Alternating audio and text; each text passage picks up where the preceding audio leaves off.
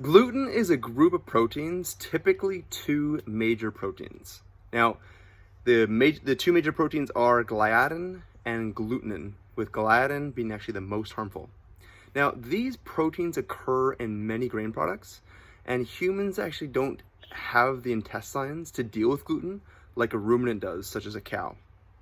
Now, most, if not all, humans are not genetically made up to tolerate gluten, at least the way gluten is and grains are today, the way they're manufactured. So sometimes, though, the impact on a person's body can be subclinical, and at other times it can have a massive clinical impact. With the current state of grains, as I was just alluding to a second ago, and how they're hybridized and grown, we are not designed to tolerate these products the way they currently are. So unless that changes, it's probably best just to avoid them. So just before we get into this, get into the truth about gluten, what it is and how it can affect you and what can be done about it. If you haven't already, make sure you hit that red subscribe button and click the little notification bell so you never miss when I release a new video. And when you click that notification bell, if you can just select all so you're notified of all videos, that'd be great. So now when it comes to consuming gliadin, what basically happens is, so gliadin again is one of the components of gluten, so gliadin and glutenin. So when you consume gliadin, for instance, it causes an immediate immune reaction within the intestines. With these, and then basically what happens is this immune reaction causes the body to produce antibodies that kind of signal that a kind of a foreign substance is in the body, and it kind of puts up its its antennas to look out for it. So with these antibodies present, a doctor can test for the antibodies and make a diagnosis of celiac disease, for instance. However, there is a spectrum of how much the human body will react to gluten, from mild irritation to full-blown inflammatory bowel disease, such as celiac, as I mentioned above. Now, the problem is our body, specifically our immune system, sees these substances, so gliadin, glutenin, as foreign molecules and attacks them. And they basically create these antibodies that I referred to, as well as creating immune activating cells that basically are against these foreign substances. Okay, so the body basically just thinks of it as a foreign substance, something that shouldn't be there. So it creates these antibodies and these immune cells, and then it puts out a signal to attack and destroy, pretty much. Now, the problem is these antibodies and immune activated cells actually cross-react with certain parts of the human body. So for instance, in Hashimoto's thyroiditis, which is kind of like another term for hypothyroidism, so too low thyroid hormone, there are a couple of antibodies against the thyroid gland particularly that causes this condition of Hashimoto's thyroiditis, and they attack the thyroid globulin, and therefore they affect the production of the thyroid hormone as a whole. So essentially, the thyroid hormone is affected, the production of it is affected, so therefore obviously the production goes down, therefore you have hypo, or too little thyroid. Not a good thing. So these are what cross reactions are. So the body is putting out an immune response to this foreign agent, creates these antibodies. As a result, these antibodies and these kind of immune activated cells have a cross reaction not only with the gluten, but they react now with other things that are just present in your body that should be there, like your thyroid gland. So that's basically where an autoimmune condition comes from, or basically what an autoimmune condition is the body is attacking itself and breaking it down, thinking it's a foreign substance or foreign agent. So, and these molecules like the gluten and these other antigens is what are causing these cross reactivities or cross reactions in the body. So something that we don't want to obviously have going on in the body, something that we want to avoid and steer clear of if we can. So yeah, not needing grains, not needing gluten, so best just to completely avoid them. So now, gluten exclusively occurs in carbohydrates, primarily grain carbohydrates.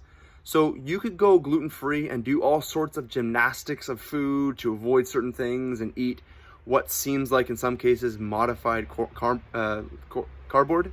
As gluten-free breads, gluten-free cereals, gluten-free pastas, and the list goes on and on. But you know what is a lot healthier, easier, safer, and in fact simpler? Just avoid grains altogether. Just basically completely cut out grains. And it's really not that difficult, folks. Whether you are a sufferer or a tolerator of gluten, it affects you either way.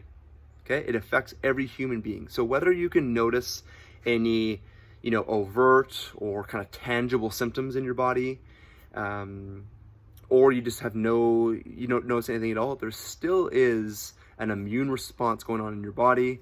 There still is something, we didn't really go into this, but there's a hormone, or there's a protein called zonulin that gets released.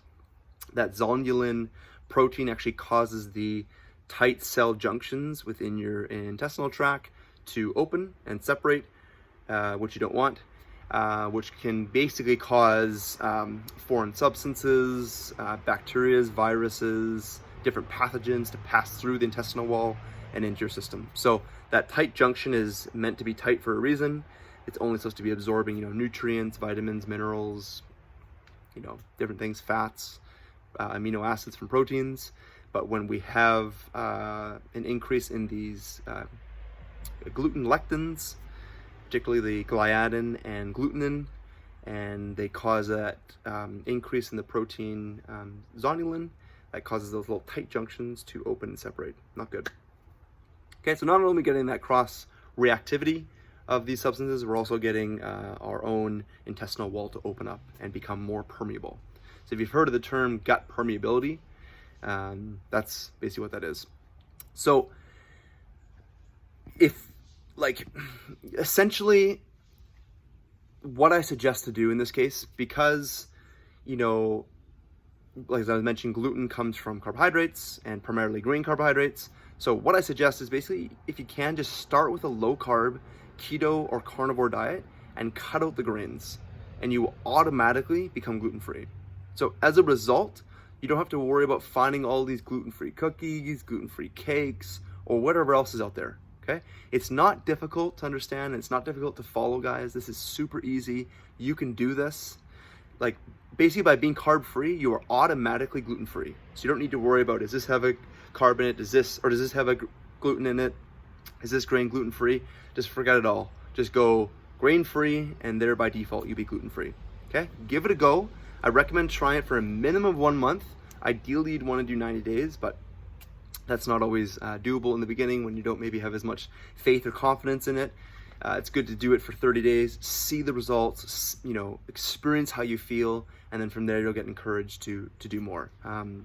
So I know that carbohydrates are addictive, and I know you love them, but love feeling healthier more, okay?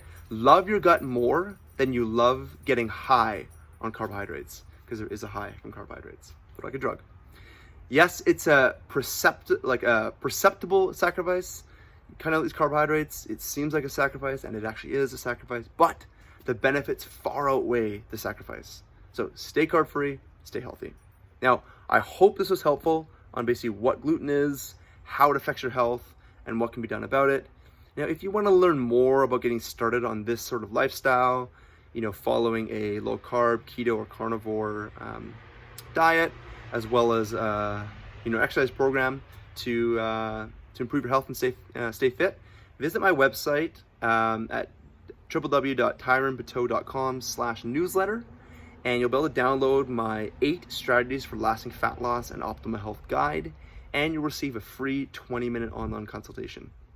So if you think of anyone that could benefit from this video, from this information, please consider sharing it anywhere on social media, as you may help someone resolve their health issue, or at a minimum, drastically improve them. Okay? Thank you so much for watching.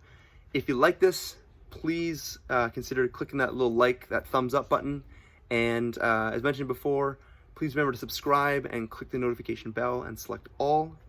And as always, if you have ideas for future videos or have ideas for me, please comment below, as this helps me to know what videos to create and what you'd like to learn. So keep it locked in here on my channel, and I look forward to coming to you in the next video.